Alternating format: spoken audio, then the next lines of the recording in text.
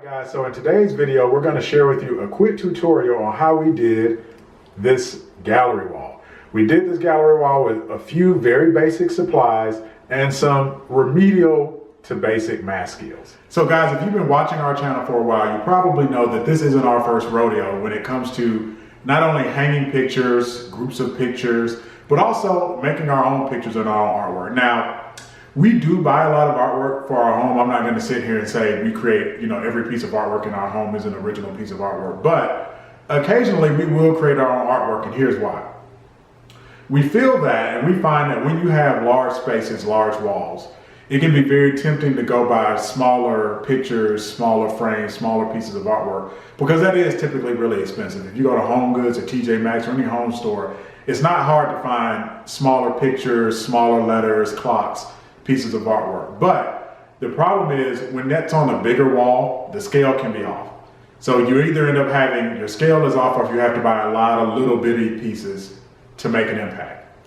And so, you can go out and buy larger pieces. Obviously you can buy larger artwork. The problem with that is it gets expensive really quick. And it can be hard to find larger pieces that are consistent, right? If I need 5 large paintings that need to have the same frame and look good, it can be hard to find that, and typically you're talking about $100 per picture minimum. And so, like in this example that we did with our gym a while back, we're not afraid to go out and buy our own frames, our own canvases, break out the spray paint, break out the printer on our computer, and just be creative, right? So if you remember this video, we did some stenciling, and we broke out the spray paint, and we were able to align these and set these up in our gym because we really couldn't find good artwork that fit what we were looking for. And it's the same case in our gallery.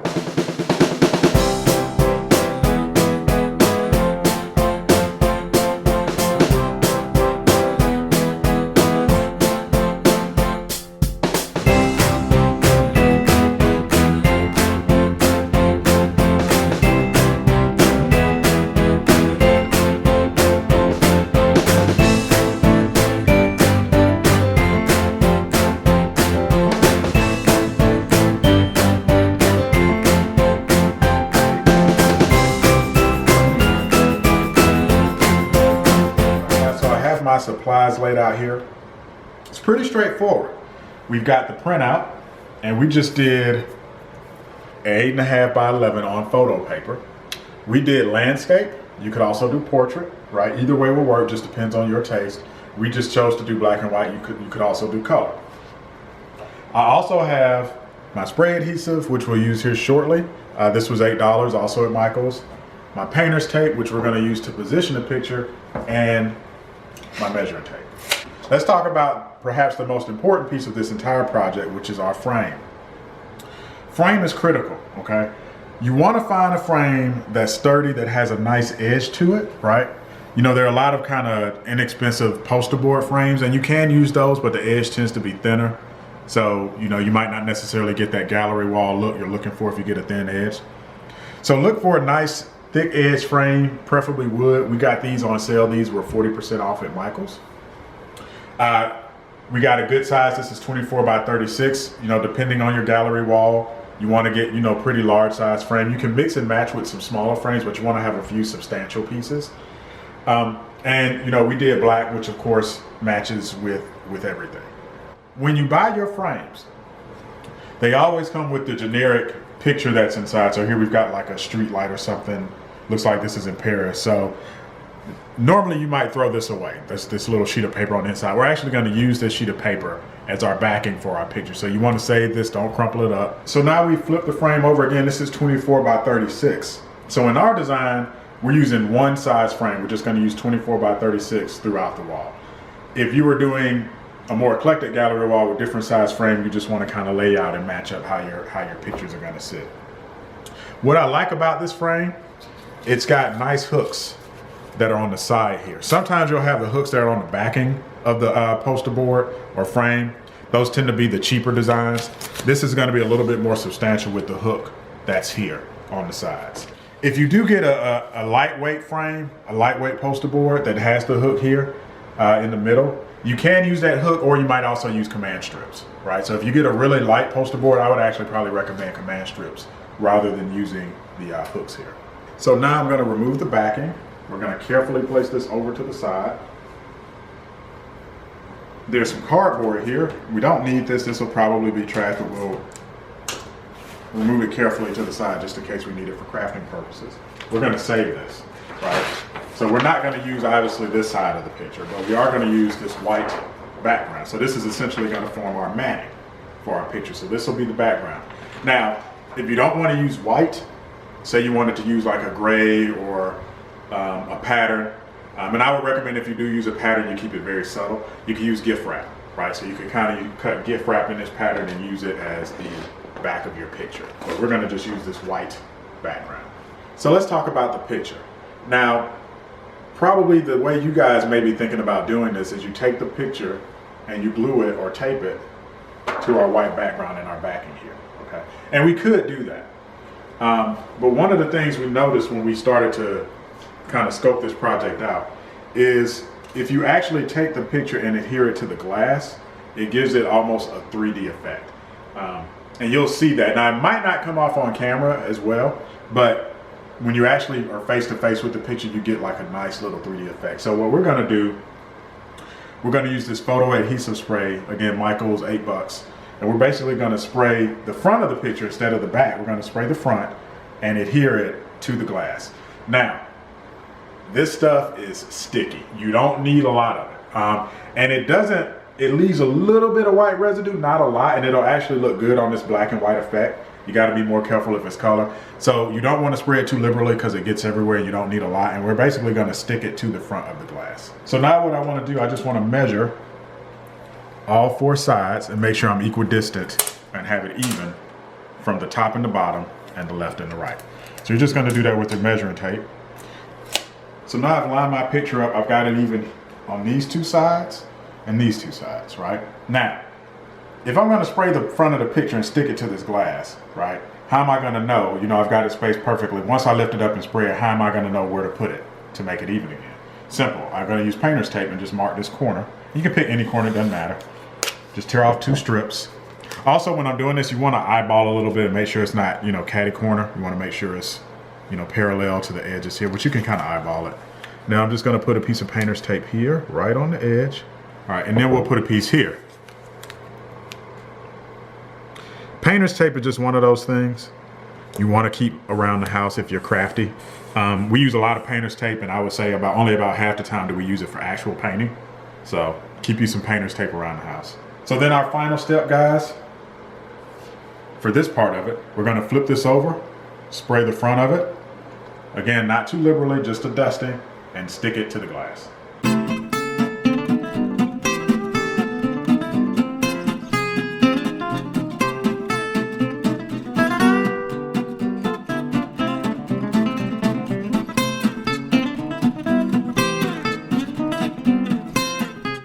Okay guys, so this is the final product, and again, it won't necessarily show up on film, but there is a nice little 3D effect because the picture is glued directly to the glass and then the white is kind of further in the background. So what we're going to do next, we've got to do some cleanup on the frames here. There's some plastic that was left on the frame, so we got to clean up the frames. Obviously we have 7 of these, so I got to do some really precise measurements on the wall to make sure that they're evenly spaced and look good on both of the walls. All right guys, so now we have to hang our pictures. Now, what we have here is a long wall. This is a corridor, hallway. We want to hang 4 of these on this wall and 3 on the wall opposite, okay? So we got to do some measurements. Now first we're going to get the height. The height is going to be the really easy measurement because we're just going to eyeball it and we just have to make sure we make it even, okay? So we're just going to work off this first picture here. So what I do is kind of a brute force method. I just grab any kind of sharp object here. I'm just using a screw. You can use a nail, even a thumbtack.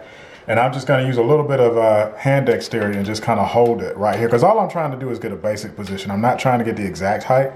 I'm just gonna have my wife tell me if I'm getting close to the height that she wants. So I'm just gonna kind of loop that in there. And then my wife's going to take a step back, and I'm gonna hold this up against the wall and try to mark roughly where she wants it. I'm not gonna get exact, but if I'm close enough, I can get it close to where she wants it. So I'm gonna go ahead and lift this up. So my lovely assistant will tell me what height you want it at, so let me know when I'm close. Okay. I like that. About right here? Yes. All right, so yeah, I think that's a good height. push my nail into the wall right there. I just want a little hole. Yeah, so basically Eric just made a little impression. You guys won't be able to see it. It's so small, but just a tiny impression right there on the wall. So I made that tiny mark in the wall, but I want it to be a nice even number when I do the height, because I'm going to do this on 2 walls. So that impression I made was about right at 74 inches. So basically I'm just going to mark right here at about 74 inches. So on both walls, the paintings are going to be hung at 74 inches high. All right, now here's where it gets tricky. The height is the easy part, okay? What is difficult is spacing them evenly, okay? So the length of that wall, you want to measure the length of the wall, I measured it, is 175 inches. So that is the total length of that wall. I am putting up 4 pictures. So, and it helps to draw a picture. 1, and this doesn't have to be to scale. 2, 3, 4. Now, what I want to measure on each picture is not the width of the picture. I want to measure the width from hook to hook. So a mistake you might make is you might think, all right, I'm going to measure from picture edge to picture edge, right? That is actually not what you want to do, because we're not hanging anything at this edge. What I want to measure is from the center of this hook to the center of this hook, right? Because that's where my hooks are going to be. So if I measure that, that is about 25 1/4 or 25.25 inches or 25 1/4 inches. Remember I said it's going to be a little bit of math, right? So it's a little bit over 25 inches, 25 1/4 or 25.25. So what I measured, each one of these is 25.25 inches wide, right? Or 25 1/4. So they're 25 1/4 or 25.25. Everybody with me so far? Nod your head. So I have a 175 inch long wall. Each one of these paintings, for each one of these paintings, the hooks need to be 25.25 or 25 1/4 inches across. Now, that means the space that's going to be left is 175, right? That's the total length of my wall, minus 25.25 times 4, because I have 4 pictures. So the blank space is what's going to be left. So if you do that calculation, I basically have 74 inches of space. That's 1 space, 2 spaces, 3 spaces, 4 spaces, 5 spaces. So I basically need to take 74 and divide it by 5. And that gives you 14.8 inches, which is roughly 14 13/16 inches. If you wanted to check your math and see if you did this right, you would basically add all the spaces back up. So this would be 14.8 plus 25.25 plus 14.8 plus 25.25 plus 14.8 plus 25.25, and so on and so on. Or you could just multiply. Or multiply, right? You could take 14.8 and multiply it times 5 and then add it to 25.25 and multiply it times 4. If you do that, and I'm not going to do it, but if you did that, you would come up with 175 inches. So in theory, all I have to do now is measure these distances along a straight line and put my hooks at the appropriate places. Now, how do you get a straight line on the wall? So it would be very difficult to do this without some type of laser level or a chalk line. So what I'm gonna do, we have a laser level. I definitely recommend as a homeowner, if you're hanging a lot of stuff, you buy one of these. Basically, it's got this piece that's magnetic. You stick this on here and it's got a little nail, and you level it with the little bubble here. So you try to get your bubble centered and you stick it into the wall. All right, so we're getting ready to measure. So I'm basically gonna start in this corner, right? Now remember, all these spaces are 14.8 or 14 13/16 inches, okay? So I'm gonna start here, measure 14.8, then I'm gonna go another 25.25, then 14.8, then 25, on and on till I get to the end of the wall. I'm gonna measure along this laser line, right? Because I know that's, you know, our bubble's in the middle here, so I know that's a straight line. I could use a tape measure, but my wife, since she sews, she actually has a yardstick, and I like to use this because it's, you know, it doesn't Straight, bend. Yeah, right. straight. So this will be good against the wall. And I'm just going to use a pencil and just do light marks on where the hooks are going to be. So we'll start here. 14.8, and we don't have to be super exact here. 14.8 is going to be this last hash mark roughly before you get to 15. That's roughly 14.8, right? It's about right there. Actually, I'll do a little X. So that's going to be my first hook, okay? Then my picture is going to be 25.25 from there. So the next hook is going to be 25.25 from there. And I'm going to raise this a little bit just so I can see my laser. So 25.25 is going to be right there. You guys with me so far? So this is 25, that's 25.25. Okay? Then the spaces in between are 14.8. So that's about right here. The next one will be 25.25. See, all that time you guys were in math in high school and you were asking the teacher when you would ever use this in real life. Here you go. Here you go. You could set this up as an algebra problem too. Let's see. So we may have to cut the light, but because I'm losing my line a little bit, but I can just about see it. 14.8 is about right here.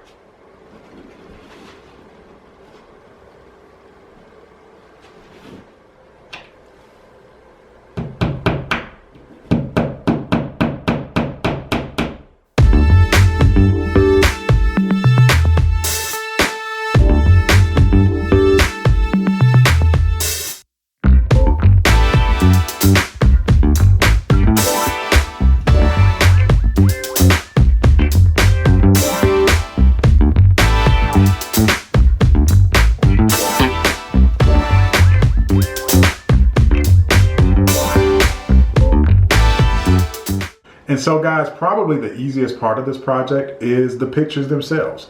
All we did was we got 8.5 by 11 photo paper. We found some old digital files, digital prints from some of our previous vacations, and we printed them out. Now, of course, you can do black and white or color. We like the black and white because it's a little bit more artistic. And we just found, you know, in some examples, we got some old vacation pictures, but then we also did some landscape. So this is Aruba several years ago, and my wife will swear up and down she's about 50 pounds lighter in this video. I beg to differ. I think she actually looks better now, but I'm not going to go into that argument.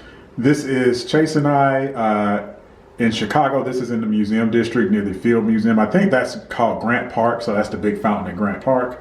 Many years ago, I think Chase is, how old do you think Chase is here? Oh, probably about 3. About 3 or 4, yeah. This is kayaking in Puerto Rico. So again, we tried to use different things. We've shown some of the islands. We showed, you know, Chicago. Now we're back doing a city adventure. This is us. We did like a 3-wheel car tour in San Francisco, the 3 of us. This was fun, but I honestly felt like we were taking our lives in our own hands because, yeah, driving through San Francisco in these little bitty 3-wheelers in traffic was an interesting experience. And if you really want to show your artistic side, you know, you can print out just kind of portraits and landscapes. So here, what we tried to do for the portraits and landscapes are places that were very meaningful for us. Places that we visit a lot in our lives. So this is obviously downtown Atlanta, a view from the lake at Piedmont Park. Y'all already know what this is. I don't even have to tell you. And finally, our favorite vacation spot. Here you see all 4 parks of Disney World represented. Animal Kingdom, Hollywood Studios, Epcot, Magic Kingdom. All right, guys, so I hope you found this video helpful and informative and hopefully inspiring. Even if you're not gonna do this exact design, what we really wanna get across is you've got that creativity to go out and create your own artwork. This cost us, this whole project probably cost us around 250 bucks, which is not cheap, but if you think about each one of these could easily be $100, $50, we probably cut our budget in half. You don't need a lot of materials as you saw. One thing I would recommend too, as you print these out, right? If you're doing prints from your home computer, make sure you've got a lot of ink on hand. You're not out of ink, so just make sure you've got enough of that. Buy the computer paper and you are good to go.